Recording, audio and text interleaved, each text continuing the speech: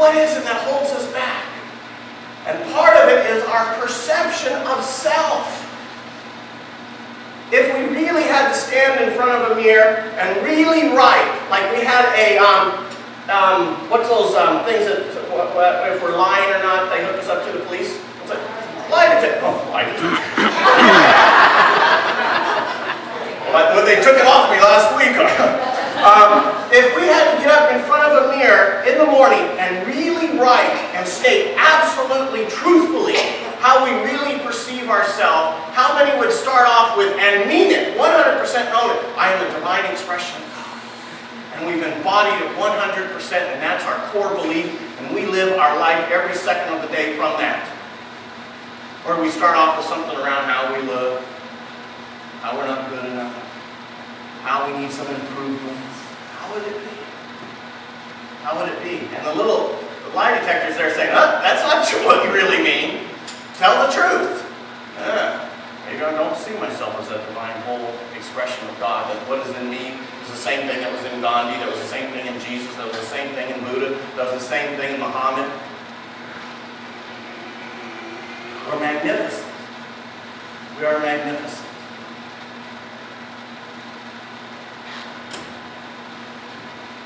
Yesterday, I sent out my community email.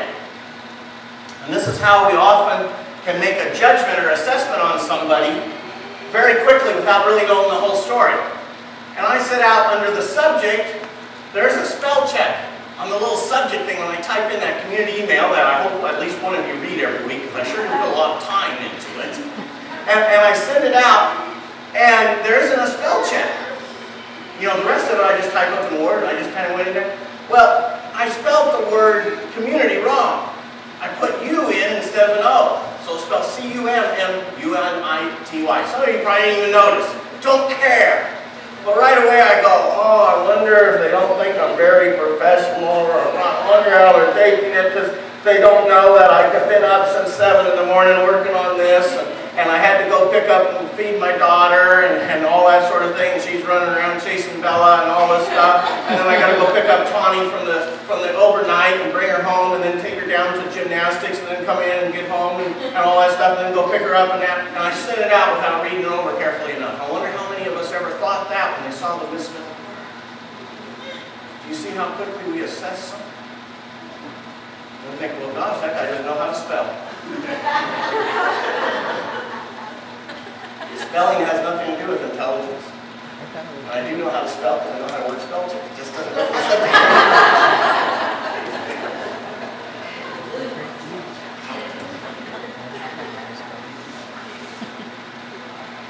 A spiritual journey is the choice to shift from a material external point of view and state of mind to a spiritual internal perception. Spiritual perception is the awareness and understanding of living in the truth that all there is God. God is good. This means that there are not two universes. How many of you feel like you're operating in a dual universe all the time? There's me, and then there's the bad me and the good me. And you're stepping back and forth between all of them. Back and forth. This means that there are not two universes. One that we live in now, that we must learn from, and then there is a better one somewhere else. But one, now and forever. As we shift to a spiritual perception, what appears as our life shifts too.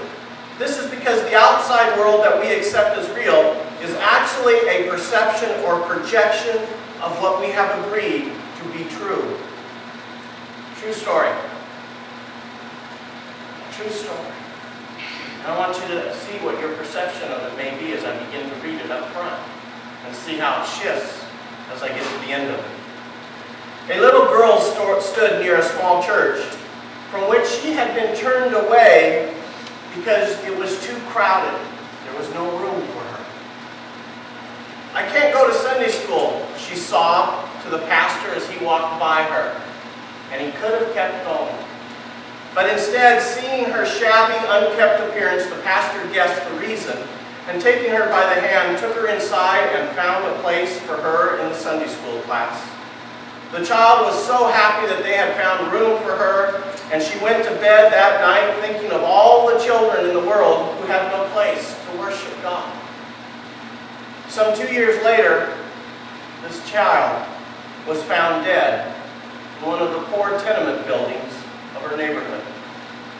Her parents called for the kind-hearted pastor who had befriended their daughter to handle the final funeral arrangements.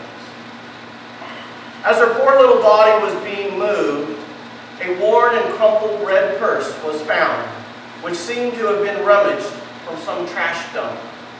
Inside was found 57 cents and a note, scribbled in childish handwriting, which read, "This is to help build the little church bigger so more children can go to Sunday school." For 2 years, she had saved for this offering of love. When the pastor tearfully read that note, he knew instantly what he would do.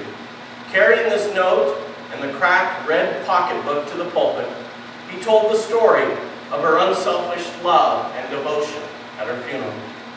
He challenged his deacons to get busy and raise enough money for the larger building. But the story does not end there. A newspaper learned of the story and published it. It was read by a wealthy realtor who offered them a parcel of land worth many thousands of dollars. When told that the church could not pay so much, he offered to sell it to the little church for 57 cents.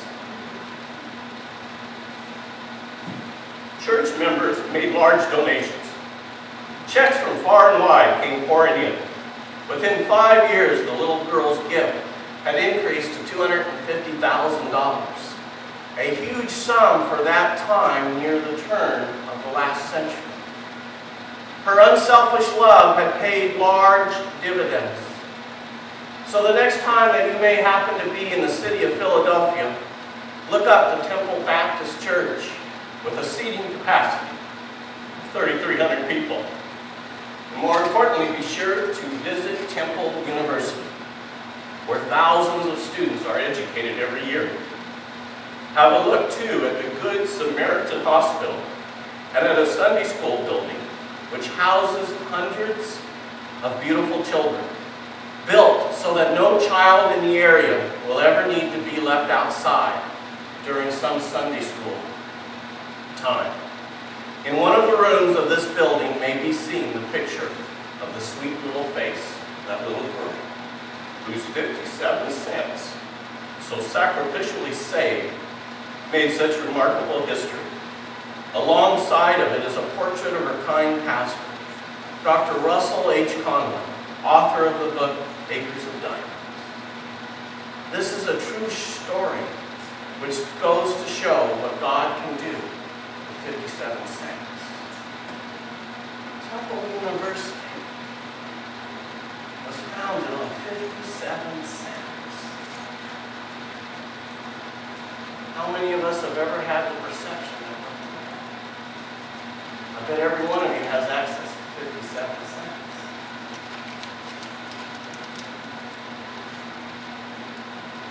That's how we can shift and change. When we plant the seed, there's no seed that can ever be held, no thought that can ever be held, no vision, no dream that can ever be held that God cannot fulfill. God just doesn't need us in the details.